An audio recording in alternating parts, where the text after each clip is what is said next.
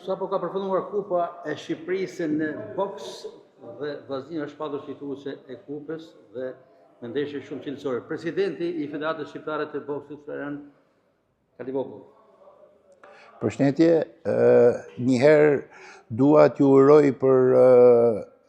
anketën, siç ka qenë traditë e 10 më të mirëve që u zhvilluan qytetin e Shkodrës, ishte me të vërtet dhe isha pjesëmarrës në atë aktivitet, ishte me të vërtet një aktivitet shumë breslënës, ku duhet falenderuar, duhet përgëzuar puna e jashtëzakonshme e Gjergj Kolës në atë organizim, i cili tashmë ka kthyer në tradit, është në mos gaboj ishte i 4 vit radhazi që kjo aktivitet, kjo anketë zhvillohej, dhe besoj ka qenë vazhdimsi e atyre anketave të para viteve 90 që janë zhvilluar rregullisht në qytetin e Shkodrës. Dua të them që jeta sportive në qytetin e Shkodrës mund të jetë një shembull për gjitha qytetet e Shqipërisë, sepse në asnjë vend, në asnjë qytet tjetër, kjo jetë sportive nuk është e pranishme siç është e pranishme në Shkodër. Në lidhje me aktivitetin e boksit, këtë Kupë Republike që e mbyllëm në prag të festave të fundvitit, ishte një vit, po themi, megjithse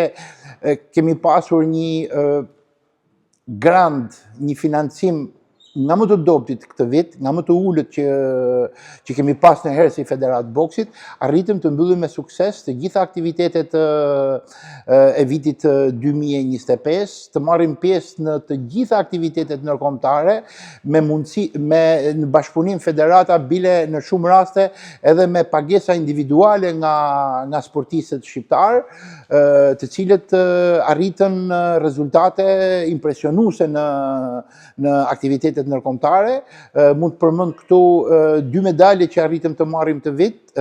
Amar Koçi i 3 në Europë për U23 dhe Graciano Shoshi i 3 në Europë për U15. Në lidhje me aktivitetet e tjera, ka pas një gjeografi shpërndarëse të këtyre aktiviteteve, duke filluar nga Puka dhe duke përfunduar në qytetin e Vlorës, me aktivitetet e grupmoshave, dhe finalja ishte kjo Kupë e Republikës, që u mbyll në qytetin e Shkodrës, ku vendin e parë, siç edhe kampion doli Vllaznia e Shkodrës, vendin e parë në këtë kupë e meritoi ekipi i Vllaznisë Shkodrës. Ishin 7 ndeshje, të cilat 7 ndeshje në 5 ose 6 ekipe pjesëmarrëse, të cilët zhvilluan finalet në qytetin e Shkodrës, ku fitues u shpall Vllaznia e Shkodrës dhe vendi i dytë ishte Flamurtari i Vlorës. President tha që jeni kënaqur me atë çfarë keni rritur gjatë vitit 2025, por çfarë presin nga boksi shqiptar në vitin e ardhshëm? Nga boksi shqiptar unë pres një herë që grandi të jetë më i lartë se sa grandi që kemi pasur këtë vit. E kam thënë edhe herë të tjera që rritja e grandit është shumë e rëndësishme, jo vetëm në sportin e boksit, por në të gjitha sportet, që duke pasur një grand më të lartë, kemi mundësi të zhvillojmë aktivitete më të shumta. Me këtë grand dhe arritëm të marrim rezultate shumë të mira. Shpresojmë që vitin që vjen,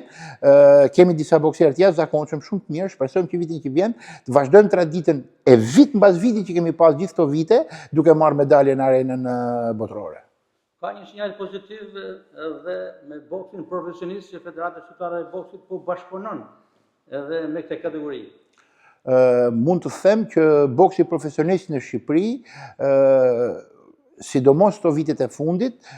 ka arritur nivele që asnjë shtet tjetër në Ballkan, me që i referohemi edhe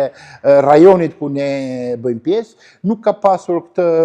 vazhdimsi, këtë lëvizje që ka pasur boksi profesionist në Shqipëri. Është për të përmendur, kryesisht mbi të gjithë, Nelson Hysa, i cili ka qenë